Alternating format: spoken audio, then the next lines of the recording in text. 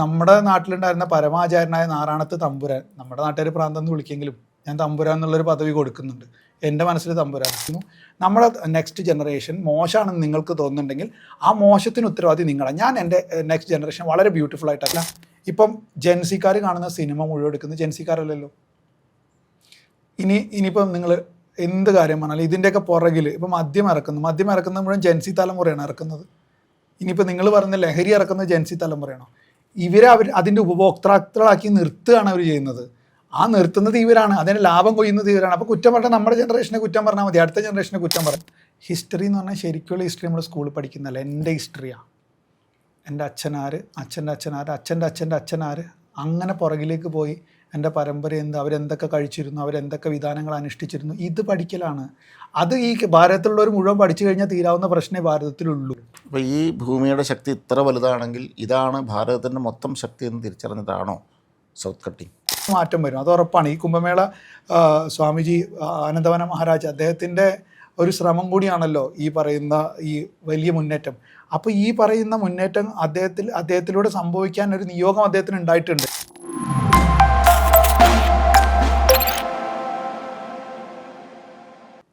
നമസ്കാരം. വിനു എന്ന സുഹൃത്താണ്, എല്ലാവരുടെയും സുഹൃത്താവട്ടെ എന്ന് ആഗ്രഹിക്കുന്നു. തിരുവണ്ണാമലയിലാണ്, ഷൊർണൂരുകാരനാണ്, ചെറുകുത്തിക്കാരനാണ്. എന്താ ചോദിക്കേണ്ടതെന്നുള്ളത് ആദ്യത്തെ ചിരിയിൽ നിന്ന് തന്നെ നമുക്ക് രണ്ടുപേർക്ക് മനസ്സിലായിട്ടുണ്ടാവും. ഈ മുടിയും ആത്മീയതയും തമ്മിൽ എന്താ ബന്ധം? സത്യത്തിൽ മുടിയും ആത്മീയതയും തമ്മിൽ പ്രത്യേക ഏകധാരയായിട്ടൊരു ബന്ധമില്ല. പിന്നെ ഈ അന്തർധാര ശക്തമാണ്. ഈ മുടിയും ആത്മീയതയും തമ്മിലുള്ള അന്തർധാര വളരെ ശക്തമാണ്. കാരണം എല്ലാ സന്യാസിമാർക്കും ഒരു കാലഘട്ടത്തിൽ ഈ പറയുന്ന അപാരമായ ജഡ ഉണ്ടായിരുന്നു. പിന്നെ ഇതിനെപ്പറ്റി ഞാൻ തിരുവണ്ണാമലയിൽ അന്വേഷിക്കുകയുണ്ടായി. അപ്പം അത് അവർ പറഞ്ഞൊരു കാര്യം എന്ന് വെച്ചാൽ നമ്മുടെ മുടി എന്ന് പറയുന്നത് നമ്മുടെ ശക്തിയുടെ പ്രതീകം കൂടിയാണ് എന്നപ്പോൾ നമ്മൾ ശ്രദ്ധിച്ചു കഴിഞ്ഞാൽ അറിയാൻ പറ്റും. നമ്മൾ മുടി മുണ്ഡനം ചെയ്യുന്ന സമയത്ത് നമുക്കൊരു ക്ഷീണം അല്ലെങ്കിൽ ശക്തിക്ഷയം സംഭവിക്കുന്നുണ്ട്. അപ്പോൾ അന്ന് അവരുടെ ജഡാഭാരത്തിൽ അവരുടെ മുടിയെ വളരെയധികം, അവരുടെ എനർജിയെ വളരെയധികം ശേഖരിച്ച് വെച്ചിരുന്നു എന്ന് അവർ പറയുന്നുണ്ട്. അതുകൊണ്ടാണ് അവർ ജട കെട്ടി മുകളിൽ കെട്ടി വെച്ചിരുന്നത്. അത് ആ ഒരു ഊർജ്ജത്തിനെ കറക്റ്റായിട്ട് സഹസ്രാരത്തിലേക്ക് പോയിന്റ് ചെയ്യാൻ കൂടിയിട്ട് അത് സഹായിച്ചിട്ടുണ്ട് അവർക്ക്. പിന്നെ നമ്മൾ ശ്മശാനത്തിലും ഇവിടെയൊക്കെ പോകുമ്പോൾ നമ്മൾ മുടി കെട്ടി വെച്ച് പോകണം എന്നൊക്കെ പറയുന്നതിനൊക്കെ ഒരുപാട് തത്വങ്ങൾ അവർ അന്ന് പറഞ്ഞിരുന്നു ഇതുമായിട്ട് ബന്ധപ്പെട്ടിട്ട്. പിന്നെ ഇത് എനിക്കെന്താണെന്ന് വെച്ചാൽ വെട്ടാൻ തോന്നിയിട്ടില്ല കുറേ കാലമായിട്ട്. മടി, അത് തന്നെ ആ ഒരു സ്വാഭാവികമായ മനുഷ്യൻ. ഉത്തരം പ്രതീക്ഷിച്ചിട്ടാണ് ചോദിച്ചത്, പക്ഷെ അതൊന്നും ഒരുപാട് അറിവുകൾ കിട്ടി. വളരെ സന്തോഷം, ആ കാര്യത്തിലൊരു സന്തോഷം. പിന്നെ യോഗ ഇപ്പോൾ നമ്മൾ സാധാരണ എന്താ പറയുക, നടക്കുന്നു, ഇരിക്കുന്നു, ഓടുന്നു, കളിക്കുന്നു, ശ്വാസം വലിക്കുന്നു എന്നൊക്കെ പറയുന്ന നിത്യപ്രക്രിയകളിൽ നിന്നും മാറിയിട്ട് ഇതൊക്കെ ബോധപൂർവ്വം ഞാൻ എന്താ ശ്വസിക്കുന്നു എന്നൊരു ശ്വസനക്രിയ, ഞാനിതാ വ്യായാമം ചെയ്യുന്നു എന്നൊരു യോഗ, അതിൻ്റെ ആവശ്യം എന്താണ്? സത്യത്തിൽ 1 മണിക്കൂറെങ്കിലും നമ്മൾ ചെയ്യുന്ന പ്രവൃത്തിയിൽ ശ്രദ്ധാലുവായിരിക്കുക എന്നുള്ളതാണ് അതുകൊണ്ട് ഉദ്ദേശിക്കുന്നത്. ഇപ്പോൾ ഒരു ആസന, കുറച്ച് മുന്നേ എൻ്റെ പ്രിയപ്പെട്ട ബാലു പറഞ്ഞ പോലെ ഒരു ആസനസിദ്ധി കൈവരിക്കുക എന്ന് പറയുന്ന ജപത്തിലായാലും എന്തിലായാലും പ്രാധാന്യമുള്ളൊരു കാര്യമാണ്. അപ്പോൾ ഒരു ആസനത്തിൽ ഇരുന്നുകൊണ്ട് അവനവനെ നിരീക്ഷിക്കാനുള്ള ഒരു പാഠം നേടിയെടുക്കുക എന്നുള്ളത് ആദ്യത്തെ പടിയാണ് എല്ലാ ആത്മീയ സാധനയുടെയും. ഈ ശ്രദ്ധ ജീവിതത്തിലെ നൈരന്തര്യമായ എല്ലാ കാര്യങ്ങളിലേക്കും കടന്നു വരുമ്പോൾ ജീവിതം തന്നെ യോഗമായിട്ട് മാറും. അതിന് പ്രത്യേകിച്ച് ഒരു ക്രിയയുടെ ആവശ്യം വരില്ല. തുടക്കത്തിൽ മാത്രമാണ് ഈ ക്രിയകളും കാര്യങ്ങളും ഒക്കെ വരുന്നുള്ളൂ. പിന്നെ പോകെ നമ്മുടെ ജീവിതത്തിൽ ചെയ്യുന്ന എല്ലാ പ്രവൃത്തിയും ശ്രദ്ധയോടുകൂടി നമുക്ക് ചെയ്യാനായിട്ട് ശ്രദ്ധിക്കാം. ആ ശ്രദ്ധ കൊണ്ടുവരിക എന്നുള്ളത്, അതായത് കുറച്ച് മുന്നേ പറഞ്ഞ പോലെ ഈ തുര്യം എന്ന് പറയുന്ന അവസ്ഥ എന്താ, എപ്പോഴും ജാഗ്രതാവസ്ഥയിലിരിക്കും. നിരന്തര ജാഗ്രതയാണ് ശരിക്കും. ആ നിരന്തര ജാഗ്രത നമുക്ക് വന്നു ചേരും. കൃത്യമായിട്ട് നമ്മൾ ചെയ്യുന്നത് എന്ത്, പറയുന്നത് എന്ത്, എല്ലാറ്റിലും ആ ജാഗ്രത അവസ്ഥ എപ്പോഴും ഉണ്ടായിരിക്കും. ഈ ജാഗ്രതാവസ്ഥ കൊണ്ടുവരാനായിട്ട് ഇപ്പോൾ നമ്മളിപ്പോൾ ഡെയിലി ചെയ്യുന്ന കാര്യത്തിൽ നമ്മൾ എന്താ അറിഞ്ഞു ചെയ്യുന്നത്, നമ്മളിപ്പോൾ ഒരു ഭക്ഷണം കഴിക്കുകയാണെങ്കിൽ വരെ മൊബൈലിൽ ഇങ്ങനെ റീൽസ് കണ്ടുകൊണ്ടാണ് ഭക്ഷണം കഴിക്കുന്നത്. അതായത് ഇപ്പോൾ പണ്ടൊക്കെ നമ്മൾ അച്ചാറാണ് തൊട്ട് കൂട്ടിയിരുന്നത്, ഇപ്പോൾ ഈ മൊബൈലാണ് തൊട്ട് കൂട്ടുന്നത് നമ്മളെല്ലായിടത്തും.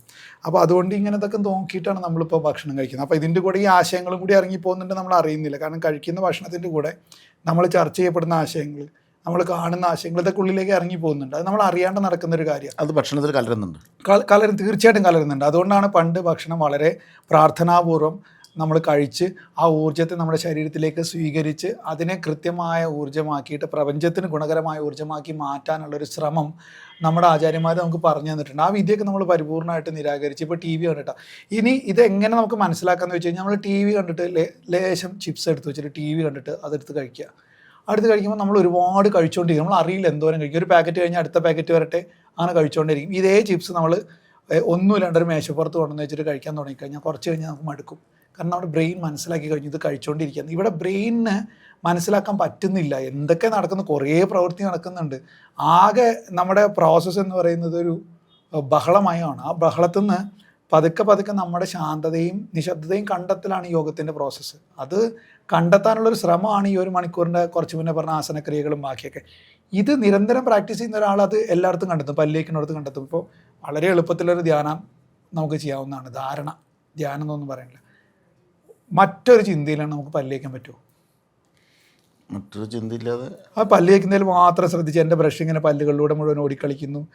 പേസ്റ്റ് അല്ലെങ്കിൽ വായിൽ ഉപയോഗിക്കുന്ന, ഇനിയിപ്പോൾ പേസ്റ്റ് ആയിക്കോട്ടെ, എന്നാലും അതിൻ്റെ രുചി, അല്ലെങ്കിൽ പൽപ്പൊടി ആയിട്ട് അതിൻ്റെ രുചി എൻ്റെ വിരലുകൾ ഓരോ പല്ലിൻ്റെ മുകളിൽ കൂടെ പോകുന്നു.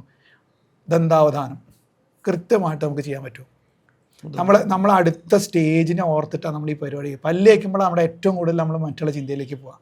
കാരണം ഒരു ഡേ തുടങ്ങുന്ന പ്രോസസ്സാണ് പല്ല് തേപ്പ്. ആ പല്ല് തേപ്പ് ഇന്ന് എന്തൊക്കെ ചെയ്യണം, അടുത്തത് എന്താണ്, ഇനി അടുത്ത നെക്സ്റ്റ് എന്താണ്, നമ്മൾ ഈ ഫുള്ള് നെക്സ്റ്റിലായിരിക്കുന്നത്. ഈ മൂമെൻറ്റ്, ഇന്നത്തെ ഈ നിമിഷം ഇവിടെ ഇല്ലാരും, എല്ലാവരും നെക്സ്റ്റ് മൂമെൻറ്റിൽ അല്ലെങ്കിൽ പാസ്റ്റിലെ ട്രോമ, 2 കാര്യത്തിലാണ്. ഈ മൂമെൻറ്റിൽ എന്തെങ്കിലും പ്രശ്നമുണ്ടോ? ഇല്ല. ഇവിടെ ഇപ്പോൾ താങ്കളുമായിട്ട് ഞാൻ സംസാരിച്ചിരിക്കുന്നു, ഞാൻ വളരെ സന്തോഷവാനാണ് ഇപ്പോൾ താങ്കളുമായിട്ട് സംസാരിച്ചിരിക്കുന്നത്. ഈ ഒരു മൂമെൻറ്റിൽ ഇരിക്കാൻ നമുക്ക് പറ്റുന്നുണ്ടല്ലോ. അങ്ങനെ കുറച്ച് നേരത്തെ സൃഷ്ടിക്കലാണ് ഇതിൻ്റെയൊക്കെ ഉദ്ദേശം. അപ്പോൾ അതിൻ്റെ ഭാഗമാണ് ഈ പറയുന്ന എല്ലാ പ്രോസസ്സും. അപ്പോൾ നമ്മുടെ എല്ലാ ജീവിതത്തിലെ എല്ലാ ചര്യകളെയും നമുക്ക് ധ്യാനാത്മകമാക്കി മാറ്റാൻ സാധിക്കും. ഒരു തവണ യോഗയിലൂടെ കടന്നുപോയ ആൾക്ക് പിന്നെ യോഗയില്ലാതെയും ആ അവസ്ഥയിലേക്ക് എത്താം. എല്ലാവർക്കും പറ്റുമെന്ന് എനിക്കറിയില്ല. ഞാൻ ശ്രമിച്ചു നോക്കിയിട്ടുണ്ട്, സാധ്യമാണെന്ന് എനിക്ക് ബോധ്യമായിട്ടുണ്ട്. ചിലർക്കെങ്കിലും സാധ്യമാണ്. ആണ് സാധ്യം. കൃത്യമായിട്ട് അതിൻ്റെ പ്രായോഗികതയെ ഉൾക്കൊണ്ടവർക്ക് അത് സാധിക്കും. പ്രായോഗികത എന്ന് പ്രത്യേകം പറയേണ്ടതുണ്ട്. പ്രായോഗികത ഉൾക്കൊണ്ടവർക്ക് അത് സാധിക്കും. കാരണം എന്താ വെച്ചാൽ ആസന ആയാലും എന്തായാലും ഇപ്പോൾ ഒരു ഏറ്റവും കൂടുതൽ ഞാൻ ആസ്വദിക്കുന്ന ബാലൻസിങ് ആസനങ്ങളാണ്. കൈകുത്തി നിൽക്കുക, തലകുത്തി നിൽക്കുക, ഇത് പറയുന്ന അതിൽ വരുന്ന ആസനങ്ങളാണ്. കാരണം അവിടെ നമുക്ക് ശ്രദ്ധ മാറ്റാൻ പറ്റില്ല. ആ പോയിന്റിൽ മുഴുവൻ നമ്മൾ അവിടെ നിന്നൊന്ന് ശ്രദ്ധ മാറി അപ്പോൾ നമ്മുടെ ബാലൻസ് പോകും. അപ്പോൾ അതിൽ നമ്മൾ ആസ്വാദനം കണ്ടെത്തുക. ഇതിലിങ്ങനെ നിൽക്കാൻ പറ്റും എന്ന് പറയുന്നൊരു ആസ്വാദനങ്ങൾ അവിടെ ഫുള്ളി നമ്മൾ പ്രസൻറ്റിലാണ് നിൽക്കുന്നത്. അപ്പോൾ പലരും ചോദിക്കും കഠിനാസനങ്ങൾ എന്തിനാണ് ചെയ്യുന്നത്? കഠിനാസനങ്ങൾ ചെയ്യുന്നത് നമ്മൾ അപാരമായ ശ്രദ്ധ ഉണ്ടാക്കിയെടുക്കാനാണ്. അങ്ങനെയുള്ള ശ്രദ്ധ കൊണ്ട് എന്താ ഗുണം? ആ ശ്രദ്ധ കൊണ്ട് നിങ്ങൾക്ക് എന്ത് കാര്യം ശ്രദ്ധയോടുകൂടി ചെയ്യാൻ പറ്റും, ആസ്വദിക്കാൻ പറ്റും. ശ്രദ്ധ വരുമ്പോൾ ആസ്വാദനം വരും. അവിടെ ആസ്വാദനത്തിൻ്റെ നിലവാരം കൂടും. നമ്മൾ ഒരു കാര്യം ഇപ്പോൾ ഈ ചർച്ച കേൾക്കുന്ന ഒരാളാണെങ്കിൽ 100% ഞാൻ ഈ ചർച്ച കേൾക്കുകയാണോ എന്നുള്ളതൊന്നും ചോദിക്കേണ്ടതുണ്ട്. നമ്മൾ മാക്സിമം ഒരു കാര്യത്തിൽ കൊടുക്കുന്ന ശ്രദ്ധ 50%. ഇത് നമ്മുടെ അടുത്ത ജനറേഷനിലേക്ക് കൊടുക്കുമ്പോൾ അതിൻ്റെയും പകുതിയാവും. കാരണം നമ്മൾ ആദ്യം കണ്ടിരുന്ന ക്രിക്കറ്റ് 50 ഓവറായിരുന്നു, അതിന് മുന്നേ 60 ആയിരുന്നു, പിന്നെ 50 അല്ല അതിന് മുമ്പേ ഓവറിനും കണക്കില്ലാതൊരു ടെസ്റ്റ് 5 അതല്ല, ഞാൻ അതിന് തൊട്ട് താഴെയുള്ളൊരു ചെറിയൊരു കാര്യത്തിന് ക്രിക്കറ്റ് എടുത്ത് വേറെ ഒന്നും ഉണ്ടല്ല. ഇപ്പം 2020 ആയി.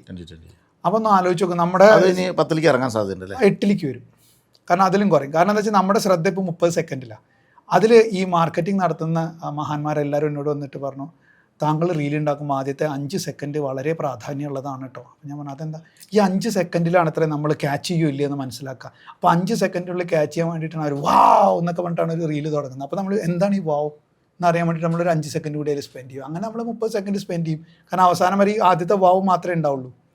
ഓരോ 5 സെക്കൻഡിൽ വാവ് പറഞ്ഞു അത് പറയാൻ പറ്റില്ല. അത് ചിലപ്പോൾ ആൾക്കാരെ 10 സെക്കൻഡ് കൊണ്ട് മടുത്തു പോകും. അതായത് പാമ്പിനെ പിടിക്കുകയാണെങ്കിലും നായ രക്ഷപ്പെടുത്തുകയാണെങ്കിലൊക്കെ ഈ പറഞ്ഞ സംഗതികൾ എന്തെങ്കിലും ഉണ്ടെങ്കിൽ ആൾക്കാർ കാണുള്ളൂ. ഫാക്ടർ, ഒരു വാവ് ഫാക്ടറിനാണ് ഇപ്പോൾ ജനം ആത്മീയതയിലേക്ക് കടന്നു വരുന്നതിൻ്റെ പ്രധാന ഉദ്ദേശം. ഒരു വാവ് ഫാക്ടർ ഉണ്ടായില്ല. അതായത് എന്തെങ്കിലും ഒരു മിറാക്കിൾ പ്രതീക്ഷിച്ചിട്ട് വരുന്ന ആളുകളാണ്. ജീവിതത്തെ കുറച്ചുകൂടി സമഗ്രമായിട്ടും കുറച്ചുകൂടി നല്ല രീതിയിലും കാണാനുള്ള ഒരു ശ്രമമാണ് ശരിക്കുള്ള ആത്മീയത. പണ്ടത്തെ ഗുരുക്കന്മാരായാലും ആരായാലും നോക്കിക്കഴിഞ്ഞാൽ അവർ നമ്മുടെ നാട്ടിലുണ്ടായിരുന്ന പരമാചാര്യനായ നാറാണത്ത് തമ്പുരാൻ, നമ്മുടെ നാട്ടുകാർ പ്രാന്തം എന്ന് വിളിക്കെങ്കിലും ഞാൻ തമ്പുരാൻ എന്നുള്ളൊരു പദവി കൊടുക്കുന്നുണ്ട്. എൻ്റെ മനസ്സിൽ തമ്പുരാനാണ്.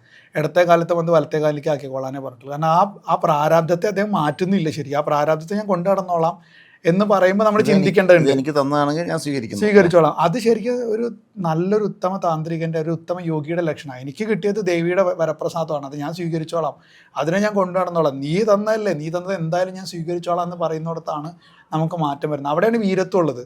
മറ്റത് ഭയമാണ്. അതായത് എനിക്ക് ഈ സിറ്റുവേഷനിൽ നിന്ന് രക്ഷപ്പെടണം എന്നുള്ള ഭയം. ഈ സിറ്റുവേഷനിൽ നിന്ന് രക്ഷപ്പെടുക എന്നുള്ളത് എല്ലാവരുടെയും ഉദ്ദേശം തന്നെ, അല്ലാന്ന് ഞാൻ പറയുന്നില്ല. പക്ഷേ ആ സിറ്റുവേഷനിലൂടെ കടന്നു പോകാനുള്ള ഊർജ്ജം എനിക്ക് തരിക എന്നുള്ളതാണ് ഈ പ്രോസസ്സിൻ്റെ ഒക്കെ ഉദ്ദേശം.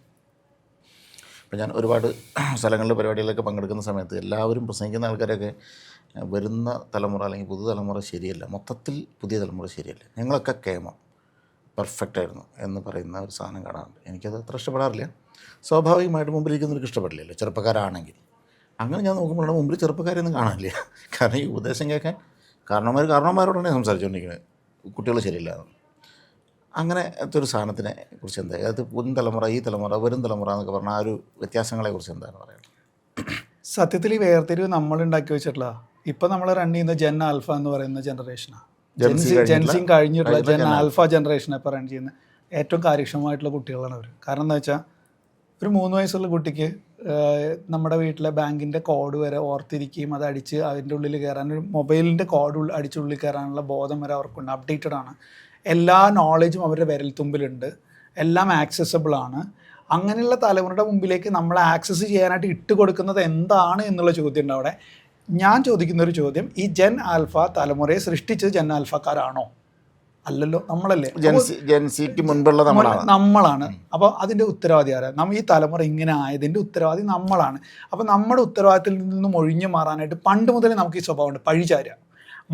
പരീക്ഷ തോറ്റു കഴിഞ്ഞാൽ പേനേനെ കുറ്റം പറയുക. ഞാൻ പഠിച്ചിട്ടില്ല നമ്മൾ ഒരിക്കലും സമ്മതിക്കില്ല. ഇപ്പോൾ ടീച്ചർ കുട്ടിയൊന്ന് മോശമായി കഴിഞ്ഞാൽ ഒരു ടീച്ചർ ഒരു സ്കൂളിൽ, ഇത് കേൾക്കുമ്പോൾ ടീച്ചർമാർക്ക് ദേഷ്യം വരുമെന്ന് എനിക്കറിയില്ല, ഒരു കുട്ടി ജീവിതത്തിൻ്റെ ഒരു വലിയൊരു പങ്ക് ചിലവഴിക്കുന്ന സ്കൂളിലാണ്. അപ്പോൾ വീട്ടിൽ ചിലവഴിക്കുന്ന അതേപോലെ തന്നെ ഒരു 8 മണിക്കൂറോളം സ്കൂളിൽ ചിലവഴിക്കുന്നുണ്ട്. അപ്പോൾ ആ കുട്ടിയുടെ സ്വഭാവ രൂപീകരണത്തിൽ എന്തെങ്കിലും പിഴവ് വരുമ്പോൾ മുഴുവൻ കുറ്റം ഈ പറയുന്ന മാതാപിതാക്കൾക്ക് കൊടുക്കുന്നതിന് പകരം സ്കൂളിൽ നടക്കുന്ന എന്താണെന്നുള്ള ഏറ്റെടുക്കാനുള്ള സ്കൂളുകാരുടെ ഉത്തരവാദിത്വത്തിൻ്റെ മാറ്റം.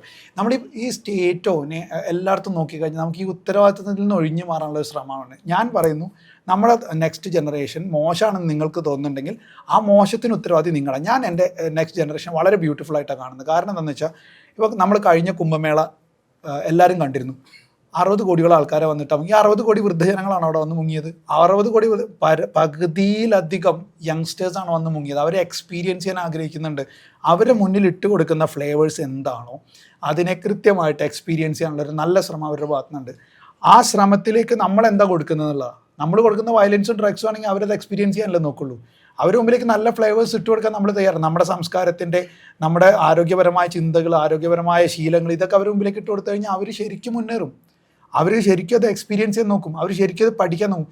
ഓരോ കുട്ടികൾ വളരെ കൃത്യമായിട്ട് ചോദിക്കുന്ന ചോദ്യങ്ങളുണ്ട്. ആ ചോദ്യങ്ങൾക്ക് നമുക്ക് ഉത്തരം കൊടുക്കാൻ പറ്റുന്നില്ലല്ലോ എന്നുള്ള നമ്മുടെ പോരായ്മയെ, പണ്ടില്ലേ നമ്മുടെ സ്കൂളിൽ ചോദ്യം ചോദിക്കുന്ന ഒരു 3-4 സംശയം ചോദിച്ച കുട്ടിയെടുത്ത് ടീച്ചർ പറയില്ലേ, മതി നീ വല്ലാണ്ട് സംശയം കൂടുന്നുണ്ടെന്നുള്ളത്. ആ ഒരു ആറ്റിറ്റ്യൂഡ് നമ്മൾ മാറ്റിയേ പറ്റുള്ളൂ ഈ തലമുറയുടെ മുമ്പിൽ. അവർ ചോദിക്കുന്ന ചോദ്യങ്ങൾക്കെല്ലാം നിരന്തരം ഉത്തരം കൊടുത്തുകൊണ്ടിരിക്കണം. നിരന്തരം അവരുടെ ചോദ്യങ്ങൾക്ക് കൃത്യവും യുക്തിഭദ്രവുമായ ഉത്തരം കൊടുത്തുകൊണ്ടിരിക്കണം, അല്ലെങ്കിൽ കാര്യമില്ല. അപ്പോൾ തലമുറയുടെ കുറ്റമല്ല. ഇപ്പം ജെൻസിക്കാർ കാണുന്ന സിനിമ മുഴുവൻ എടുക്കുന്നത് ജെൻസിക്കാരല്ലല്ലോ. ഇനിയിപ്പം നിങ്ങൾ എന്ത് കാര്യം പറഞ്ഞാലും ഇതിൻ്റെയൊക്കെ പുറകിൽ ഇപ്പം മദ്യം ഇറക്കുന്നത് മുഴുവൻ ജെൻസി തലമുറയാണ് ഇറക്കുന്നത്. ഇനിയിപ്പോൾ നിങ്ങൾ പറഞ്ഞ ലഹരി ഇറക്കുന്നത് ജെൻസി തലമുറയാണോ? അതിൻ്റെ ഉപഭോക്താക്കളാക്കി നിർത്തുകയാണ് അവർ ചെയ്യുന്നത്. ആ നിർത്തുന്നത് ഇവരാണ്, അതിന് ലാഭം കൊയ്യുന്നത് ഇവരാണ്. അപ്പോൾ കുറ്റം പറഞ്ഞാൽ നമ്മുടെ ജനറേഷനെ കുറ്റം പറഞ്ഞാൽ മതി, അടുത്ത ജനറേഷനെ കുറ്റം പറയാം. നല്ലത് നിർമ്മിച്ച് അവരിലേക്ക് സപ്ലൈ ചെയ്യാത്ത നമ്മൾ തന്നെയാണ്. അവരുടെ ഭാഗത്ത് തെറ്റില്ല എന്ന് ഞാൻ പറഞ്ഞു. പൂർണ്ണമായിട്ടും ഒരാൾ ശരിയല്ല. മനുഷ്യനെന്ന് പറഞ്ഞാൽ കുറവുകൾ ഉണ്ടാവും അല്ലേ? ഭൂമിയിലേക്ക് വരുമ്പോൾ എന്തായാലും കുറച്ച് കുറവുകൾ എല്ലാവർക്കും ഉണ്ടാവും. അവരുടെ ജനറേഷനും കുറവുകൾ ഉണ്ടായിരിക്കും, പക്ഷേ അപ്ഡേറ്റഡ് ആണ്. ഞാൻ പറയട്ടെ, സനാതന ധർമ്മത്തിൻ്റെ ഒരു 2.0 വേർഷൻ അവരിൽ ഞാൻ കാണുന്നുണ്ട്. കൃത്യമായിട്ട് അവർ അപ്ഡേറ്റായി നമ്മൾ കൃത്യമായ ഫ്ലോ ഓഫ് നോളജ് അവർക്ക് കൊടുത്തു കഴിഞ്ഞാൽ അവർ കൃത്യമായിട്ട് അതിനെ പരിപാലിച്ചുകൊണ്ട് ഒരു പുതിയ തുടക്കം, വളരെ ശക്തമായൊരു തുടക്കം അവരുടെ ഭാഗത്ത് നിന്ന് ഉണ്ടാവുമെന്ന് എനിക്ക് ഉറപ്പുണ്ട്. നമുക്ക് അവർക്ക് അത് എത്തിച്ചു കൊടുക്കാനുള്ള ഒരു മാധ്യമങ്ങൾ ഉണ്ടായാൽ മാത്രം മതി. ഇവിടെ പണ്ട് മുതൽ, എൻ്റെ കുട്ടിക്കാലം മുതലാണ് എനിക്ക് എക്സ്പീരിയൻസ് ചെയ്യാൻ കഴിയുന്നത്. പണ്ട് മുതൽ തന്നെ വിളക്ക് വെച്ച് നാമം ചൊല്ലുക എന്ന് പറയുന്നത് തുടങ്ങിയ ഒരു കാലഘട്ടത്തിൽ വല്ലാത്തൊരു കൗതുകമാണ്, ഒരു വല്ലാത്തൊരു സംഭവമാണ്. പക്ഷെ കുറച്ച് കഴിയുമ്പോൾ നമുക്ക് മടുപ്പായി തുടങ്ങും. അതായത് സന്ധ്യയായി നാമം ചൊല്ലണം, അല്ലെങ്കിൽ മുത്തശ്ശൻ ചീത്ത് പറയുന്ന അങ്ങനത്തെ പല പുതിയ തലമുറ അങ്ങനെ തന്നെയാണ്. വിളക്ക് വെച്ച് നാമം ചൊല്ലാൻ പറ്റി എന്നൊക്കെ പറഞ്ഞാൽ അവിടെ വളരെ സന്തോഷത്തിൽ അവിടെ എത്തുന്നത് കാണുന്നുണ്ട്. എവിടെ നിന്നാണ് നമ്മൾ ഈ ദൈവത്തിൽ നിന്നും പുതുക്കെ വിട്ടുപോകുന്നത്? അത് തുടരാനുള്ള വഴി എന്തെങ്കിലും തോന്നിയിട്ടുണ്ട്? നമ്മളെല്ലാവരും ഫോളോ ചെയ്യുന്നത് കഴിഞ്ഞൊരു 100 വർഷത്തെ ചരിത്രം എടുത്തു കഴിഞ്ഞിട്ടുണ്ടെങ്കിൽ യൂറോപ്യൻ സിസ്റ്റമാണ് നമ്മളെല്ലാവരും ഫോളോ ചെയ്യുന്നത്. എഡ്യൂക്കേഷൻ ആയിക്കോട്ടെ, ഭക്ഷണം ആയിക്കോട്ടെ, എല്ലാം ഒരു യൂറോപ്യൻ സിസ്റ്റമാണ് നമ്മൾ ഫോളോ ചെയ്യുന്നത്. ഡൈനിങ് ടേബിൾ സംസ്കാരം, ശൗചാലയ സംസ്കാരം, ഇതൊക്കെ നോക്കിക്കഴിഞ്ഞാൽ നമുക്ക് വലിയ മാറ്റങ്ങൾ കാണാൻ കഴിയും. ഇതൊക്കെ നമ്മൾ രോഗികളാക്കാനുള്ള വലിയ ശ്രമം നടക്കുന്നുണ്ട്. ഈ 6 മുതൽ 7 വരെയുള്ള സമയത്താണ് നിങ്ങൾ നോക്കിക്കഴിഞ്ഞാൽ കാണാൻ പറ്റും എല്ലാ സീരിയലുകളും ആ സമയത്ത് ഭക്തി സീരിയലുകൾ. അപ്പോൾ അവിടെ ഇങ്ങനെ ഭക്തി പ്രകടിപ്പിക്കുന്നതിനേക്കാൾ ടി വിയിലിരുന്ന് ഭക്തി ആസ്വദിച്ചാൽ മതി എന്ന് പറയുന്നിടത്തൂടെ ഈ സാധനം മാറിത്തുടങ്ങി. വൈകുന്നേരം ആയിക്കഴിഞ്ഞാൽ ഒരുപാട് ഭക്തി സീരിയൽ നമ്മൾ ജപിക്കുക എന്നുള്ളതല്ല, നമ്മൾ ആ ഭക്തി കണ്ട് ആസ്വദിക്കുക എന്നുള്ള തലത്തിലേക്ക് നമ്മൾ മാറി. അത് മാറിയിട്ട് നമ്മുടെ കുട്ടികളോട് നിങ്ങൾ നാമം ജപിക്കും. നമ്മൾ മൊബൈലിൽ ഇരുന്നിട്ട് നമ്മൾ പറയാം മൊബൈൽ ഉപയോഗം കൂടുന്നുണ്ട് ഉണ്ണി എന്ന് പറഞ്ഞാൽ ഉണ്ണി കേൾക്കില്ല. കാരണം അച്ഛനാദ്യം നേരെ ഉണ്ടേ. അപ്പോഴല്ലേ ഉണ്ണി കേൾക്കുള്ളൂ. അതേപോലെ തന്നെ നമ്മൾ ഈ ടി വി സീരിയലിൽ നിന്ന് മാറി നമ്മൾ നമ്മുടെ പൂജാമുറിയിലേക്ക് തിരിച്ചു കയറുമ്പോൾ മാത്രമേ കുട്ടികളും കയറുള്ളൂ. കുട്ടികൾ അനുകരണമാണ് ചെയ്യുന്നത്. ഇപ്പം ഞാൻ എൻ്റെ വീട്ടിൽ പോകുമ്പോൾ എൻ്റെ മോളെ ശ്രദ്ധിക്കാറുണ്ട്. ഞാൻ ഭക്ഷണം കഴിക്കാതിരിക്കുമ്പോൾ കുറച്ച് നേരം പ്രാർത്ഥിച്ചിട്ട് എവിടെയായാലും ഞാൻ ഭക്ഷണം കഴിക്കുള്ളൂ. അപ്പം എൻ്റെ മോളും വന്നിരുന്നിട്ട് എൻ്റെ 3 വയസ്സായിട്ടുള്ള അവൾ ഭക്ഷണത്തിൽ തൊട്ട് ഇങ്ങനെ കണ്ണടച്ചിരിക്കുന്നത്. അപ്പം ഞാൻ എന്താ ചെയ്യണമെന്ന് അറിയില്ല, പക്ഷേ കണ്ണടച്ച് കുറച്ച് ഇരുന്നിട്ടാണ് ഭക്ഷണം കഴിക്കുന്നത്. അപ്പം ഇതെങ്ങനെ അവൾ പഠിച്ചു? അവൾ കണ്ട് മനസ്സിലാക്കി അവൾ ചെയ്യാൻ തുടങ്ങിയത്. അനുകരണമാണ് അവർ ആദ്യം ചെയ്യുക. അപ്പം നല്ല കാര്യങ്ങൾ അനുകരിക്കാൻ കൊടുക്കേണ്ടത് നമ്മുടെ ഉത്തരവാദിത്തം. ഇവിടെയും ഞാൻ കുറച്ച് മുന്നേ പറഞ്ഞ കാര്യം തന്നെയാണ് അതിൻ്റെ പ്രധാന ബാക്ക്ഗ്രൗണ്ട്. ഉത്തരവാദിത്തം എന്ന് പറയുന്നതിൽ നിന്നും നമ്മൾ ഒഴിഞ്ഞു മാറുന്നു. കൂടാതെ നമ്മൾ യൂറോപ്യൻ സിസ്റ്റത്തിൽ പിടിച്ച് കടിച്ചു തൂങ്ങി കിടക്കുകയാണ് എപ്പോഴും. എഡ്യൂക്കേഷണൽ സിസ്റ്റം ആയിക്കോട്ടെ, എന്താണ് നമ്മുടെ ശാസ്ത്രങ്ങളെയും നമ്മുടെ കൃത്യമാർന്ന ആരോഗ്യ സംവിധാനങ്ങളെയും കുട്ടികൾക്ക് പരിശീലിപ്പിക്കാനുള്ള യാതൊരുവിധ ശ്രമവും ഇവിടെ നിന്ന് ഉണ്ടാവണില്ല. ഇപ്പം നിലത്തിരുന്ന് ഭക്ഷണം കഴിക്കുക എന്ന് പറയുന്നത് വളരെ നല്ല കാര്യം. ഡൈജഷൻ കൂടും. ഒരുപാട് അമിത ഭക്ഷണശീലം കുറയ്ക്കാൻ പറ്റും. പിന്നെ എല്ലാവരും കൂടി ഒരുമിച്ചിരുന്ന് ഭക്ഷണം കഴിക്കുക. എവിടെയാണ് നമ്മൾ ഒരുമിച്ചിരുന്ന് ഭക്ഷണം കഴിക്കുന്നത്? അതിനിപ്പോൾ ഏറ്റവും സഹായകരാകുന്ന കുറേ ഉത്സവങ്ങളും കാര്യങ്ങളൊക്കെയാണ്. അതിനുപോലും ആരും ഒരുമിച്ചിരിക്കുന്നത് കാണില്ല, ബാച്ചായിട്ടാണ് ഇരിക്കുക. അതിന് പകരമായിട്ട് എല്ലാ തലമുറകളിലും വിട്ടുള്ള ഒരുമിച്ചിരുന്ന് ഭക്ഷണം കഴിച്ച് ഒരുമിച്ചിരുന്ന് സംസാരിച്ച് അങ്ങനെ കൂട്ടായ്മ കുടുംബങ്ങളിൽ എല്ലായിടത്തും വരുമ്പോൾ കൈമാറ്റം ഉണ്ടാവും നോളേജസിൻ്റെ. അതേപോലെ ഇപ്പോൾ താങ്കളുടെ വീട്ടിലെല്ലാവരും കൂടി ഒരുമിച്ചിരിക്കുമ്പോൾ നിങ്ങൾ പറയുന്ന കുറേ കഥകളുണ്ടാവും, വളരെ രസകരമായിട്ടുള്ള കഥകളാണ്. അപ്പോൾ ആ കഥകൾ കേൾക്കുന്ന കുട്ടികൾക്ക് അതിൻ്റെ കൂടുതൽ സീഡ് അന്വേഷിക്കാനുള്ള ത്വരയുണ്ടാവും. ആ ത്വരയുണ്ടാവാനുള്ള ഒരു സീഡ് ഇട്ട് കൊടുക്കുക മാത്രം നമ്മൾ ചെയ്യേണ്ട ആവശ്യമുള്ളൂ. പക്ഷേ എന്താ സംഭവിക്കുന്നത്? ഇതൊന്നും നടക്കണില്ല. കൂട്ടായ്മകളിൽ നഷ്ടപ്പെട്ടുകൊണ്ടിരിക്കുകയാണ്. ഇതിനൊക്കെ തിരിച്ചു കൊണ്ടുവരണം. നമ്മൾ നമ്മുടെ സംസ്കൃതിയെ കുറച്ചും കൂടി അടുത്തറിയേണ്ടതുണ്ട്. ഈ 100 വർഷം പുറകിലേക്ക് പോയിട്ട് അതിൻ്റെ പുറത്തുള്ള കാര്യങ്ങൾ നമ്മളൊന്നും കൂടി റിസർച്ച് ചെയ്യേണ്ടതുണ്ട്. ആ സംസ്കാരത്തിൻ്റെ ഈ കാലഘട്ടത്തിൽ റൺ ചെയ്യാൻ പറ്റിയ ഒരു 2.0 വേർഷൻ നമ്മൾ ഇവിടെ ഇറക്കി കൊടുത്തു കഴിഞ്ഞാൽ ആഘോഷമായിട്ടത് കൊണ്ടാടപ്പെടും. ഉറപ്പുണ്ട്, അതിൽ യാതൊരു സംശയമില്ല. കാരണം അത്ര ആരോഗ്യകരമായൊരു നാടാണ് നമ്മുടെ, പ്രത്യേകിച്ചും സൗത്ത് ഇന്ത്യ. സൗത്ത് ഇന്ത്യക്ക് ഒരുപാട് പ്രത്യേകതകളുണ്ട്. അത് ഭാരതം എന്ന ഭൂപ്രദേശത്തിൽ ഏറ്റവും സവിശേഷമാർന്നൊരു പ്രദേശമാണ് നമ്മുടെ സൗത്ത് ഇന്ത്യ. ഇപ്പോൾ കഥകളെക്കുറിച്ച് പറഞ്ഞുകൊണ്ട് കിട്ടുന്ന ഒന്നാണ് കഥകളില്ലാത്ത ഒരു കുട്ടിക്കാലം. നമുക്കെല്ലാം കുട്ടിക്കാലം നല്ല ധാരാളം കഥകൾ മുത്തശ്ശിയൊക്കെ പറയുന്ന പുസ്തകങ്ങളുണ്ടായിരുന്നു. പക്ഷേ പുതിയ കുട്ടികൾക്ക് കഥകളില്ലാത്തൊരു കാലമാണെന്നൊക്കെ പലരും പരാതി പറയുന്നുണ്ട്. അത് എവിടുന്നാണ് ഈ കഥകൾ നഷ്ടപ്പെട്ടതെന്ന് എനിക്കറിയില്ല. എന്താണെങ്കിലും കഥകൾക്ക് പകരം ഈ കുട്ടികളെയൊക്കെ പിടിച്ച് സപ്താഹത്തിന് കൊണ്ടുപോവുകയും വലിയ വലിയ ആത്മീയ സദസ്സുകളിലേക്ക് കൊണ്ടുപോയി ചർച്ചകളിലേക്ക് കൊണ്ടുപോയൊക്കെ ചെയ്യുന്നത് കാണുന്നുണ്ട് കൊച്ചുകുട്ടികളെ. അവർക്ക് ശരിക്കും കുട്ടികൾക്ക് കഥകൾ നഷ്ടപ്പെട്ടാൽ എന്താ സംഭവിക്കുക? കഥയില്ലാത്തവരായി തീരും. ഒരു കഥ അവരുടെ കഥ തന്നെ അവർ മറന്നു പോകുന്നൊരവസ്ഥ വരും. അവരുടെ ഇപ്പം ഹിസ്റ്ററി എന്ന് പറഞ്ഞാൽ ശരിക്കുള്ള ഹിസ്റ്ററി നമ്മൾ സ്കൂളിൽ പഠിക്കുന്നതല്ല. എൻ്റെ ഹിസ്റ്ററിയാണ്. എൻ്റെ അച്ഛനാര്, അച്ഛൻ്റെ അച്ഛനാര്, അച്ഛൻ്റെ അച്ഛൻ്റെ അച്ഛനാര്, അങ്ങനെ പുറകിലേക്ക് പോയി എൻ്റെ പരമ്പര എന്ത്, അവരെന്തൊക്കെ കഴിച്ചിരുന്നു, അവരെന്തൊക്കെ വിധാനങ്ങൾ അനുഷ്ഠിച്ചിരുന്നു, ഇത് പഠിക്കലാണ്. അത് ഈ ഭാരതത്തിലുള്ളവർ മുഴുവൻ പഠിച്ചു കഴിഞ്ഞാൽ തീരാവുന്ന പ്രശ്നമേ ഭാരതത്തിലുള്ളൂ. ഉറപ്പിച്ച് പറയാം. അത് ഈ ഭാരതത്തിലുള്ളവർ അവനവൻ്റെ ഹിസ്റ്ററി ഒരു 50 ജനറേഷൻ മുന്നേയുള്ള അവനവൻ്റെ ഹിസ്റ്ററി എടുത്ത് പഠിച്ചാൽ തീരാവുന്ന പ്രശ്നമേ ഭാരതത്തിലുള്ളൂ. അതിനപ്പുറം ഒരു പ്രശ്നം ഭാരതത്തിലില്ല. അത് ആത്മാവിൽ തൊട്ട് പറയാൻ പറ്റും. അത് വേറൊന്നും കൊണ്ടല്ല, അവർ 50 ജനറേഷൻ അല്ലെങ്കിൽ 100 ജനറേഷൻ മുന്നേ ഇവിടെ എന്തായിരുന്നു എന്നുള്ളത് എല്ലാവർക്കും അറിയാം. ആ ജനറേഷനെ പറ്റി പഠിക്കാൻ അവനവൻ്റെ പുറകിലേക്കൊന്ന് തോണ്ടി പോകണം. നമ്മൾ മാക്സിമം നമ്മുടെ ഒരു 3-4 തലമുറ നമുക്ക് എല്ലാവർക്കും അറിയുള്ളൂ. അതുകൊണ്ട് തന്നെ ഇപ്പോൾ എല്ലാവരും ഇവിടെ കേരളത്തിന് പുറത്തുനിന്ന് ദേവതകളെ കൊണ്ടുവരേണ്ട ആവശ്യമൊന്നുമില്ല. കേരളത്തിന് ഇഷ്ടംപോലെ വിധാനങ്ങളുണ്ട്, മനോഹരമായ വിധാനങ്ങളുള്ള ഒരു ഭൂപ്രദേശമാണ് കേരളം. നമ്മൾ കേരളത്തിനെ നോക്കിക്കഴിഞ്ഞാൽ നമ്മൾ പൂർണ്ണമായും ഫോർമുലകൾ നിർമ്മിച്ച എന്നൊക്കെ പറഞ്ഞാൽ പരസ്യം ചെയ്യുന്ന പോലെ ഫോറിൻ ദേവതകൾ, ഇന്ത്യക്ക് പുറത്തുനിന്നുള്ള ചില ആ സമ്പ്രദായം, ഈ സമ്പ്രദായം, അല്ലെങ്കിൽ ഇന്ത്യയിലെ അതിർത്തിയിലെ സമ്പ്രദായം, നേപ്പാൾ സമ്പ്രദായം, ഭൂട്ടാൻ സമ്പ്രദായം എന്നൊക്കെ പറഞ്ഞിട്ട് കേരളത്തിലേക്ക് നേപ്പാളും ഭൂട്ടാനൊക്കെ ഇപ്പോൾ നമ്മൾ പറയുന്നത്, പണ്ടത് ജംബുദ്വീപേ ഭാരതഖണ്ഡം തന്നെയായിരുന്നു. അതിൽ വേറെ സംശയമൊന്നുമില്ലല്ലോ, ഭാരതം തന്നെ. അതിൽ നമ്മളിപ്പോൾ ഉണ്ടാക്കിയ വരമ്പാണ് ഈ പറയുന്ന എല്ലാ വരമ്പുകളും. പക്ഷേ ഞാൻ ആ വരമ്പിൻ്റെ കാര്യമല്ല പറയുന്നത്. സൗത്ത് ഇന്ത്യ എന്ന് പറയുന്നത് നമ്മുടെ കൾച്ചറിനെയാണ് പറയുന്നത്. ഞാൻ ഭാരതത്തിനെ നമ്മൾ സെപ്പറേറ്റ് ചെയ്യുന്നില്ല, നോർത്ത് ഇന്ത്യ സൗത്ത് ഇന്ത്യ. നമ്മൾ ഈ പറയുന്ന സവിശേഷമായ നമ്മുടെ ഈ ഒരു കൾച്ചർ, ഭൂമിയുടെ പ്രത്യേകത കൊണ്ട്. അപ്പോൾ നമ്മൾ ഭാരതത്തിനെ ഒട്ടാകെ എടുത്തു നോക്കി കഴിഞ്ഞാൽ ഭാരതം ഒരു ശക്തി ത്രികോണമാണ്, ഒരു ഡൗൺവേർഡ് ട്രയാങ്കിളാണ്. അതിൽ ഒരറ്റം കൂട്ടിമുട്ടി നിൽക്കുന്ന നമ്മുടെ കേരളം തമിഴ്നാട് യോജിക്കുന്ന ഈ സ്ഥലത്താണ്. ഇനി അത് മാത്രമല്ല, കാശ്മീരം എന്ന് പറയുന്നതിനെ സഹസ്രാരമായിട്ട് എടുത്തു കഴിഞ്ഞാൽ നമ്മുടെ കേരളം എന്തായിട്ട് വരും? മൂലാധാരമായിട്ട് വരും. ഈ കേരളത്തിലാണ് ഏറ്റവും കൂടുതൽ സർപ്പാരാധനയും നാഗാരാധനയുള്ള കുണ്ടലിനി ശക്തി സർപ്പരൂപത്തിലാണെന്നാണ് പറയുന്നത്. അപ്പോൾ അന്നത്തെ കാലത്ത് കാശ്മീരം എന്ന് പറയുന്നത് അത്രയും പ്രൗഡായിട്ട് ഇരുന്നിട്ടുണ്ടെങ്കിൽ മൂലാധാരം എന്തായിരിക്കണം? അത്രയും സ്ട്രോങ് ആയിരിക്കണം. അപ്പോൾ ഇന്ന് കാശ്മീർ എന്തുകൊണ്ടാണ് വീക്കായത്?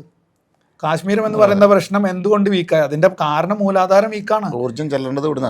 ഇവിടുന്ന് കയറി പോകണം. 18 സിദ്ധന്മാർ, ഇവിടെയുള്ള എല്ലാ ആത്മീയ ഗുരുക്കന്മാരും, നാഥ് സമ്പ്രദായത്തിലെ നാഥ് യോഗികളിൽ കുറച്ച് പേര്, അങ്ങനെ ഈ പറയുന്ന 63 നായനാർമാർ, ഇങ്ങനെ ശൈവത്തിൻ്റെ മൊത്തം സാമ്പ്രദായികമായിട്ടുള്ള എല്ലാ വിധാനങ്ങളും ഇവിടെ ഉണ്ടായിരുന്നു. അതേപോലെ ഭദ്രകാളി വിധാനം, ഭുവനേശ്വരി വിധാനം, നമ്മളിപ്പോൾ പറയുന്ന ലോക്കൽ വിധാനങ്ങളിൽ ഒരുപാട് വിധാനങ്ങൾ മുഴുവൻ ഇവിടെ ഉണ്ടായിരുന്നു. ഈ വിധാനങ്ങളൊക്കെ മാറ്റിമറിച്ചിട്ട് ഇന്നൊക്കെ അത് വിധാനങ്ങളെ മുഴുവൻ മാറ്റി, അതിൻ്റെ സമ്പ്രദായങ്ങളെ മുഴുവൻ മാറ്റി, അതിൻ്റെ രീതികൾ മുഴുവൻ മാറ്റി, എന്തൊക്കെയോ ആചാരങ്ങൾ എന്തൊക്കെയോ രീതിയിൽ നടക്കുന്ന ഒരു അവസ്ഥയിലേക്ക് നമ്മൾ എത്തി. അപ്പോൾ ഇവിടെ അങ്ങനെ വീക്കായി. ഇപ്പം നമ്മൾ അവിടെ ശക്തിപ്പെടുത്താൻ നോക്കുന്നുണ്ട്. പക്ഷേ ശരിക്കും അവിടെയാണോ നമ്മൾ ശക്തിപ്പെടുത്തേണ്ടത്? നമ്മൾ കൂടുതലും ശക്തിപ്പെടുത്തേണ്ടത് നമ്മുടെ ഭൂപ്രദേശത്തിനെയാണ്.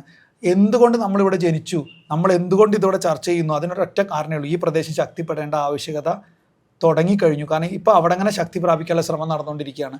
അതിനോടൊപ്പം തന്നെ നമ്മുടെ ഈ പറയുന്ന നമ്മുടെ കേരളം എന്ന് പറയുന്ന ദേശം കൂടി ശക്തി പ്രാപിക്കുന്നതോട് കൂടിയിട്ട് ഒരുപാട് മാറ്റം ഭാരതത്തിലൊട്ടാകെ മാറ്റം വരണമെങ്കിൽ ഇവിടെ ഈ ഭാഗങ്ങളും കൂടി ക്ലിയറായേ പറ്റൂ. കാരണം ഇത്രയും പവർഫുള്ളായിട്ട് ഇത്രയും യോഗികളെ സമ്മാനിക്കും. ഇപ്പം നമ്മളെ ലോകത്തിലെ ഏറ്റവും കൂടുതൽ ആത്മീയ നേതാക്കൾ 100 പേരെടുത്തു കഴിഞ്ഞാൽ 90 പേരും ഭാരതീയരായിരിക്കും. ആ 90 പേരിൽ പകുതിയിലധികം പേരും സൗത്ത് ഇന്ത്യയിൽ നിന്നായിരിക്കും. അതെന്തുകൊണ്ടാണ് അങ്ങനെ? അപ്പോൾ ഇത്രയും അധികം ആത്മാന്വേഷികളെയും സൃഷ്ടിക്കാൻ പറ്റിയ, അല്ലെങ്കിൽ ആത്മീയ ഔന്നത്യം നേടിയ ഗുരുക്കന്മാരെ സൃഷ്ടിക്കാൻ പറ്റിയ ഒരു ഭൂപ്രദേശം ഇന്ന് എങ്ങനെ കിടക്കുന്നു എന്നുള്ളത് നമ്മളൊന്ന് അന്വേഷിക്കേണ്ട. നമ്മുടെ കുഴപ്പമാണ്. നമുക്ക് ചിന്തിച്ചാൽ തീരും. നമ്മുടെ സമ്പ്രദായത്തിലേക്ക് നമ്മൾ തിരിച്ചു പോകാത്തതിൻ്റെ പ്രശ്നം മാത്രമേ ഉള്ളൂ. അപ്പോൾ ഈ ഭൂമിയുടെ ശക്തി ഇത്ര വലുതാണെങ്കിൽ ഇതാണ് ഭാരതത്തിൻ്റെ മൊത്തം ശക്തി എന്ന് തിരിച്ചറിഞ്ഞതാണോ സൗത്ത് കട്ടിങ്? ആണ്. കാരണം എന്താ വെച്ചാൽ ആദിശങ്കരാചാര്യർ ഇവിടുന്നാണല്ലോ തുടങ്ങിയത്. ആചാര്യസ്വാമികൾ ഇവിടുന്ന് തുടങ്ങിയിട്ടാണ് ദിഗ്വിജയം നടത്തിയിട്ട് അവിടെ മുകളിലേക്ക് കയറി പോകുന്നത്. അപ്പം ഒന്ന് ആലോചിച്ച് നോക്കുക, അദ്ദേഹത്തിനെ വരെ സമ്മാനിച്ചൊരു മണ്ണാണ് നമ്മുടെ. അപ്പം അങ്ങനെ ഉള്ളൊരു മണ്ണിൽ ചവിട്ടി നിൽക്കാൻ നമുക്ക് ഭാഗ്യം ഉണ്ടായില്ലോ എന്നുള്ളൊരു ചിന്ത ആദ്യമുണ്ട്. ഇത്രയും നല്ലൊരു ഭൂപ്രദേശത്തിൽ ജനിക്കാൻ ഭാഗ്യം ഉണ്ടായില്ലോ, ഇത്രയും നല്ലൊരു ഭൂപ്രദേശത്തിൽ ചവിട്ടി നിൽക്കാൻ ഭാഗ്യം ഉണ്ടായില്ലോ എന്നുള്ളത്. ഇപ്പം നമ്മൾ നോക്കൂ, ഇപ്പം ലോകത്തിൽ നടക്കുന്നത് ഏറ്റവും വലിയ, നമ്മൾ സംസാരിക്കുമ്പോൾ മനസ്സിലാവുന്നത് ഇൻ്റലക്ച്വൽ വാറാണ്. ആദ്യം ആരുണ്ടായി എന്നുള്ളതാണ് പ്രശ്നം. പിന്നെ ആദ്യം ആര് തുടങ്ങി, ഇതുകൊണ്ട് വല്ല കാര്യമുണ്ട്? ഇപ്പം എന്താ അതിന് പ്രസക്തി എന്നുള്ളതല്ല കാര്യം. എൻ്റെ എ റഹ്മാൻ്റെ ഒരു പാട്ടിനെ കുറിച്ച് ചർച്ച നടന്നത് ആദ്യം മോഷ്ടിച്ചത് ഞാനാണെന്ന് പറഞ്ഞിട്ടായിരുന്നു. അതെ, മോഷ്ടിച്ചാരെന്നല്ല, ആദ്യം മോഷ്ടിച്ചത് ഞാനാണ്. അതെ, അങ്ങനത്തെ ചർച്ചകളാണ്. ഇപ്പം ഈ ആദ്യം ഉണ്ടായതിൽ പ്രത്യേകിച്ച് കാര്യത്തില്ല. ഇപ്പം എന്ത് പ്രസക്തി ഉണ്ട്, ഇപ്പം ഈ കാര്യങ്ങൾക്ക് എന്ത് പ്രസക്തി ഉണ്ട്? അങ്ങനെ ഇപ്പം ഈ കാര്യങ്ങൾക്ക് പ്രസക്തി ഉണ്ടെങ്കിൽ ഇപ്പം പ്രായോഗികമായിട്ട് ഇതെങ്ങനെ പ്രാവർത്തികമാക്കാം? ഇപ്പം ഹഠയോഗം ചെയ്യാം, ശരി, ഹഠയോഗം ചെയ്യാം. ഹഠയോഗ പ്രദീപിക എടുത്തിട്ട് പഠിച്ചിട്ട് ഹഠയോഗം ചെയ്യാൻ ഇറങ്ങിക്കഴിഞ്ഞാൽ നമുക്ക് ആർക്കും പറ്റില്ല. കാരണം അതിനുള്ള പറയുന്ന ഒരു ക്വാളിറ്റി നമുക്ക് ആർക്കും ഇല്ല. കുറേ പേർ, ഞാൻ പറയുന്നത് നമുക്കില്ല, ഞാൻ കണ്ടിട്ടില്ല കേട്ടോ, കാണാത്തൊരു ഇഷ്ടം പോലെ ഹഠയോഗികൾ ഉണ്ടാവും. ഞാൻ പറയുന്നത് ഈ പറയുന്ന കാര്യങ്ങൾ ഇന്ന് പ്രായോഗികമാക്കാൻ പറ്റുന്ന രീതിയിൽ എങ്ങനെ ഓൾട്ടർ ചെയ്യാം. കാലാനുസൃതമായിട്ടുള്ള ഓൾട്ടറേഷൻ എല്ലാറ്റിലും ആവശ്യമാണ്. കാരണം ഇത് ഓരോ കാലത്തും മാറിക്കൊണ്ടിരിക്കുന്നുണ്ട്, ചെറിയ ചെറിയ മാറ്റങ്ങൾ വന്നുകൊണ്ടിരിക്കുന്നുണ്ട്. ഇപ്പോൾ പണ്ട് നമ്മൾ വാളും പരിചയമാണ് ഉപയോഗിച്ചിരുന്നത് യുദ്ധത്തിനൊക്കെ. ഇപ്പോൾ വേറെ ബയോ വെപ്പൺസ് മുതൽ വലിയ വെപ്പൺസ് വരെ ഇറങ്ങി തുടങ്ങിയ കാലഘട്ടത്തിൽ വാളും പരിചയയുടെ പ്രസക്തി എന്താണെന്ന് ചോദിച്ചാൽ, വാളും പരിചയം ഇപ്പോൾ ഉപയോഗിക്കുന്നത് നമ്മുടെ ശ്രദ്ധ വർദ്ധിപ്പിക്കാനാണ്, പ്രാക്ടീസാണ്. വാളും പരിചയം ചെയ്യുന്ന ഒരാളൊരു മെഡിറ്റേഷനിലാണ്. കാരണം അവൻ വാളും പരിചയം ചെയ്യുമ്പോൾ വാളും പരിചയം മാത്രമേ ശ്രദ്ധിക്കൂ. കാരണം ശ്രദ്ധ ഒന്ന് പാടിയാൽ എന്ത് സംഭവിക്കാം. അപ്പോൾ അവിടെ അപകടം എന്ന് പറയുന്നത് അത്ര അടുത്ത് നിൽക്കുമ്പോൾ അപകടത്തിനെ ആസ്വദിച്ചുകൊണ്ട് ആറാടുകയാണ്. ഇപ്പോൾ ശിവൻ്റെ കഴുത്തിൽ കിടക്കുന്ന പാമ്പിൽ നിങ്ങൾ ആലോചിച്ച്, നിങ്ങളുടെ കഴുത്തിലൊരു പാമ്പ് പത്തി പിടിച്ചിരുന്നെങ്കിൽ നിങ്ങൾ കണ്ണടച്ചിരിക്കുക, പോയിട്ട് ഒരു മിനിറ്റ് പോലും ഇരിക്കുക. മുമ്പിൽ ആ റൂമിലൊരു പാമ്പുണ്ടെന്ന് പറഞ്ഞാൽ ആ വഴിക്ക് പിന്നെ നമുക്ക് ഇരിക്കാൻ പറ്റില്ല. ആ അവസ്ഥയിലാണ് പത്തി വിരിച്ചിട്ട് ഒരെണ്ണം ഇവിടെ ഇങ്ങനെ നിൽക്കുമ്പോൾ മൂപ്പർ ഇങ്ങനെ കണ്ണടച്ചിരിക്കുന്നത്. ഇടയ്ക്ക് മുഖത്തുകൂടെ ഇങ്ങനെ എഴുതിയൊക്കെ ചെയ്യും. അപ്പോഴും മൂപ്പർക്ക് ഒരു മാറ്റമില്ല, ഇങ്ങനെ കണ്ണടച്ചിരിക്കുന്നു. അതാണ് ശിവൻ. പത്തി വിരിച്ചാടുന്ന അപകടം തൊട്ടടുത്ത് നിൽക്കുമ്പോഴും എൻ്റെ അവസ്ഥയ്ക്ക് യാതൊരു മാറ്റവും ഇല്ല എന്നുള്ള കൃത്യമായ തിരിച്ചറിവുള്ളവനാണ് വീരൻ. അങ്ങനെ എത്രയോ വീരന്മാരുടെ മണ്ണാത്. ഇത് വീരന്മാരുടെ വീരഭൂമിയാണ്. നമ്മുടെ വീരത്വത്തിന് എന്ത് സംഭവിച്ചു? വീരത്വവും ഈ പറഞ്ഞ പോലെ പ്രഭാവം സപ്ലൈ ചെയ്യുന്ന ഭൂമി എന്നതൊക്കെ പറഞ്ഞപ്പോൾ പെട്ടെന്ന് നടക്കാൻ പോകുന്ന കുംഭമേളയെക്കുറിച്ച് ഓർമ്മ വരുന്നു. കേരളം ആണോ മറ്റേ ഈ പറഞ്ഞ എല്ലാ പ്രഭാവവും ഭാരതത്തിന് കൊടുക്കേണ്ട ഭൂമിയായ, അതുകൊണ്ടാണോ ഇവിടെ നടക്കുന്നത്? ഒരു പക്ഷേ ആയിരിക്കും. നമ്മൾ അറിയുന്നതിന് എത്രയും മുന്നേ ഇവിടെ എന്തൊക്കെ ഒരുപാട് ഉത്സവം, ഇതേപോലത്തെ ഒരുപാട് വലിയ മാമാങ്കങ്ങളും, മാമാങ്കം എന്നുള്ള പദം ഉപയോഗിക്കുന്നില്ല, ഇതേപോലുള്ള കുംഭമേള പോലുള്ള ആചാരങ്ങൾ നടക്കാനുള്ള സാധ്യതകൾ ഒരുപാടുണ്ട്. കാരണം കേരളത്തിലെ ഭൂപ്രകൃതി എടുത്ത് നോക്കുക, ഈ കൊച്ചു കേരളത്തിൽ 44 നദികളുണ്ട്. ഇത്രയധികം നദികളുള്ളൊരു സ്ഥലം, ഇത്രയധികം കാലാവസ്ഥാ വ്യതിയാനങ്ങളുള്ളൊരു സ്ഥലം, ആയുർവേദത്തിന് ഏറ്റവും പറ്റിയ നാട്. അപ്പോൾ ഒന്ന് ആലോചിച്ച് നോക്കുക, ആയുർവേദം എഴുതിയത് തന്നെ എന്തിനെ ബേസ് ചെയ്തിട്ടായിരിക്കണം? ഈ ഭൂപ്രദേശത്തിനെ ബേസ് ചെയ്ത് കൊണ്ടുകൂടി ആയിരിക്കണം ആയുർവേദം എഴുതിയത്. കാരണം ഏറ്റവും ഫലവത്തായിട്ട് ആയുർവേദം പ്രവർത്തിക്കുന്ന ഒരു നാട് കൂടിയാണ് നമ്മുടെ. അല്ല, പ്രയോഗിക്കാൻ പറ്റാത്തൊരു ശാസ്ത്രം കൊണ്ടുവരേണ്ട കാര്യമില്ല. ഇല്ല, അതിനെ ഭൂമി കണ്ടാലേ അത് വരുള്ളൂ. അതെ, അത് മാത്രമല്ല, ഇതിലെല്ലാം പുറമെ ഈ ആത്മീയമായിട്ടുള്ള എല്ലാവിധ സമ്പ്രദായങ്ങളും ഉണ്ട്. തന്ത്രമുണ്ട്, വേദത്തിന് വേദം, യോഗത്തിന് യോഗം, ശൈവത്തിന് ശൈവം, ശാക്തേയത്തിന് ശാക്തേയം, വൈഷ്ണവത്തിന് വൈഷ്ണവം, ഗാണപത്യത്തിന് ഗാണപത്യം, സൗരത്തിന് സൗരം, എല്ലാം ഇവിടെ ഉണ്ട്. ഇവിടെ എന്താ ഇല്ലാത്ത, ഇവിടെ ഒന്നും ഇല്ലാത്തില്ല. അപ്പം ഈ പറയുന്ന ഭൂപ്രദേശത്ത് അങ്ങനെ നടക്കാനുള്ള സാധ്യതയുണ്ട്. പിന്നെ തിരുനാവായിലെ മാമാങ്കം എന്ന് പറയുന്ന കാര്യം നമ്മൾ കേട്ടുകേൾവില്ല. അതൊരു കുടിപ്പകയുടെയും നിന്നെയും കഥ പറയുന്നുണ്ടെങ്കിൽ ഞാനതിനെ നോക്കിക്കാണുന്നത് ആ വീരന്മാരുടെ അവരുടെ ഒരു മനോഭാവത്തിനെയാണ് ഞാൻ നോക്കിക്കാണുന്നത്. നമ്മുടെ ആ രാജാവിനോട് അവർ കാണിച്ച വളരെ വലിയൊരു സ്നേഹം. അതുകൊണ്ടാണല്ലോ അവർക്ക് അദ്ദേഹത്തിന് വേണ്ടി വെട്ടിമരിക്കാൻ അവർ തയ്യാറാവുന്നത്. അദ്ദേഹത്തിന് വേണ്ടിയല്ല, രാജ്യത്തിന് വേണ്ടിയിട്ട്. അദ്ദേഹമായിരുന്നല്ലോ, അദ്ദേഹം അന്ന് രാജാവ് എന്ന് പറഞ്ഞാൽ ശരിക്കും രാജാവായിരുന്നല്ലോ, രാജ്യത്തിന്റെ പ്രതിനിധി, ഉത്തരവാദിത്തമുള്ള ആൾ. അതെ, രാജാവ് എന്ന് പറഞ്ഞു കഴിഞ്ഞാൽ രാജ്യത്തിനെ സംരക്ഷിക്കുക എന്നുള്ളൊരു ഉത്തരവാദിത്തം അന്ന്. ഇന്നത്തെ ഉത്തരവാദിത്തങ്ങൾ പോലെയല്ല, വ്യത്യാസം ഉണ്ടായിരുന്നു അന്നത്തെ ഉത്തരവാദിത്തം. കാരണം അന്നത്തെ രാജാവ് ശരിക്കും രാജ്യങ്ങൾ, ജനങ്ങൾ അവർക്ക് ഗുണം ഉണ്ടാവണം എന്ന് ചിന്തിക്കുന്ന ആൾക്കാരായിരുന്നു. ഇന്നത്തെ രാജാക്കന്മാരിൽ പലർക്കും മാറ്റമൊക്കെ ഉണ്ട്. അത് കാലാനുസൃതമായ മാറ്റമെന്ന് ഞാനും വിചാരിക്കുകയാണ്. അതിനെ കുറ്റപ്പെടുത്തുന്നില്ല. എങ്കിലും പറയാതിരിക്കുന്ന ഓർമ്മ വന്നിട്ട് പറഞ്ഞ പോലെയുണ്ടല്ലോ രാജാവ്. അല്ല, അങ്ങനെയില്ല. അതില് ഞാൻ ആ പദം പ്രയോഗിച്ചു എന്നേ ഉള്ളൂ. രാജാവ് എന്നുള്ള പദത്തിൽ നമ്മൾ ഒരു സ്ട്രെസ് കൊടുക്കുന്നില്ല. എങ്കിലും ഞാൻ പറയുകയാണ്, അത് കാലാനുസൃതമായിട്ട് സംഭവിക്കേണ്ടത്. പ്രകൃതി ജഗജനയുടെ തീരുമാനത്തെ തടുക്കാൻ നമ്മളാരുമല്ല. അത് സംഭവിക്കേണ്ടത് 36 കൃത്യമായിട്ട് കാലാകാലങ്ങളിൽ സംഭവിച്ചുകൊണ്ടിരിക്കും. അപ്പോൾ ഇതേപോലെ കൃത്യമായിട്ട് കുറേ പേരെ ഇറക്കി വിട്ടുകൊണ്ട് അപ്പുറത്തേക്കൂടെ അത് ബാലൻസ് ചെയ്യാനും 36 അറിയാം. അതുകൊണ്ട് നമ്മളതിൽ യാതൊരുവിധ ടെൻഷനും നമുക്ക് അടിക്കേണ്ട കാര്യമില്ല. കാരണം എന്താ വെച്ചാൽ സനാതന ധർമ്മം എന്ന് പറയുന്നത് എക്കാലം നിലനിൽക്കും. ഇവിടെ ആരുണ്ടെങ്കിലും ആരില്ലെങ്കിലും ഇതിവിടെ ഉണ്ടായിരുന്നു, ഇതിവിടെ ഉണ്ട്, ഇനി ഇതിവിടെ ഉണ്ടാവുകയും ചെയ്യും. ആര് ശ്രമിച്ചാലും ഇതിവിടെ ഉണ്ടാവും. ഇതിനൊരു മാറ്റവും വരില്ല. അതിന് കുംഭമേള എന്ന് പറയുന്ന പോലുള്ള കൃത്യമായ കാര്യങ്ങൾ ഇവിടെ നടക്കുമ്പോൾ വലിയ മാറ്റം കേരളത്തിലുണ്ടാവും. ഒരു ഐക്യം, പുനരൈക്യം വരും. കേരളത്തിന് വലിയൊരു മാറ്റം വരും, അത് ഉറപ്പാണ്. ഈ കുംഭമേള സ്വാമിജി ആനന്ദവന മഹാരാജ് അദ്ദേഹത്തിൻ്റെ ഒരു ശ്രമം കൂടിയാണല്ലോ ഈ പറയുന്ന ഈ വലിയ മുന്നേറ്റം. അപ്പോൾ ഈ പറയുന്ന മുന്നേറ്റം അദ്ദേഹത്തിലൂടെ സംഭവിക്കാൻ ഒരു നിയോഗം അദ്ദേഹത്തിന് ഉണ്ടായിട്ടുണ്ട്. അപ്പോൾ ഒരു ഉൾവിളി അദ്ദേഹത്തിന് വന്നിട്ടുണ്ട്. അതുകൊണ്ടായിരിക്കണം അദ്ദേഹം ഇങ്ങനൊരു തീരുമാനം എടുത്തിട്ട് ഇതിവിടെ നടത്താനായിട്ടുള്ളൊരു ശ്രമം നടത്തുന്നത്. പിന്നെ ഒരുപാട് ആചാരങ്ങൾ അതിൽ നടത്തപ്പെടുന്നുണ്ട്. ഇപ്പോൾ ബാലകൃഷ്ണ എൻ്റെ സഹോദര തുല്യനായ എൻ്റെ വളരെ അടുത്ത ഒരു വ്യക്തിയാണ്. അദ്ദേഹത്തിൻ്റെ ഒരു പൂജ 23-ാം തീയതി നടക്കുകയാണ്. ഈ ത്രികാലത്തിൽ നടക്കുന്ന ഭുവനേശ്വരി വിധാനത്തിലുള്ള ചതുരാംബികമാരായിട്ട് ബന്ധപ്പെട്ടുള്ളൊരു പൂജ. അന്ന് വസന്ത പഞ്ചമിയും കൂടിയാണ്. അപ്പോൾ ഒന്ന് ആലോചിച്ച് നോക്കും, എത്ര അന്ന് അവിടെ വന്നിട്ട് ഇന്ന് ഡിപ്പ് ചെയ്യുക എന്ന് പറയുന്നത് മഹാഭാഗ്യമല്ലേ. ഭാരതപ്പുഴയിൽ ഡിപ്പ് ചെയ്യുക എന്ന് പറയുന്നത് നമ്മുടെ എൻ്റെ വീട് ചെറുതുരുത്തിയാണ്. എൻ്റെ വീടിൻ്റെ 500 മീറ്റർ അടുത്താണ് ഭാരതപ്പുഴ. ആ വെള്ളത്തിലൊന്ന് ഡിപ്പ് ചെയ്യുക, ഒന്ന് മുങ്ങി നിവരുക എന്ന് പറയുന്നത് മഹാഭാഗ്യമാണ്. ഗംഗയ്ക്ക് സമാനമല്ല, എല്ലാം ഗംഗ. ഭാരതപ്പുഴ നമ്മുടെ അമ്മയാണ്. ഒരു നദി ഒഴുകി പോകുന്ന ഭൂപ്രദേശത്തെ മുഴുവൻ അത് ഫലഭൂയിഷ്ടമാക്കിക്കൊണ്ടാണ് കടന്നു പോകുന്നത്. അതുകൊണ്ടാണ് പണ്ട് നമ്മൾ നദികളെ ആരാധിക്കും, മരങ്ങളെ ആരാധിക്കും, മലകളെ ആരാധിക്കും, പക്ഷികളെ ആരാധിക്കും, മൃഗങ്ങളെ ആരാധിക്കും, എല്ലാറ്റിനും ആരാധനയുണ്ട്. അതുകൊണ്ടാണ് ദേവീദേവന്മാർക്കൊക്കെ പ്രത്യേകമായ വ്യത്യസ്തമായ മൃഗങ്ങളെ വാഹനമായിട്ട് കൊടുത്തിരുന്നത്. അല്ലെങ്കിൽ അവർക്കൊക്കെ മറ്റേ ഏതെങ്കിലും ഒരു തേരോ രഥോ മാത്രം കൊണ്ട് നടന്നാൽ പോരെ. എന്തുകൊണ്ടും മൃഗങ്ങളെ വെച്ചു അവരും കൂടി ആരാധിക്കപ്പെടണം. അതേപോലെ പ്രത്യേകം പുഴകൾ എന്തിനാ ആരാധിക്കപ്പെടും. ഇപ്പോൾ ഈ മാമാങ്കത്തിൽ ഭാരതപ്പുഴയുടെ തീരത്താണ് നടക്കുന്നത്. ഒരുപാട് വീരന്മാർ വീണുറങ്ങിയ മണ്ണാണ്. അവർക്ക് കൃത്യമായ ബലിക്രിയകളോ ശ്രാദ്ധക്രിയകളോ ഒന്നും കിട്ടിയിട്ടുണ്ടാവില്ല. അത് കിട്ടാനുള്ളൊരു അവസരം കൂടി കാത്ത് അവരവിടെ കിടക്കുന്നുണ്ടാവും.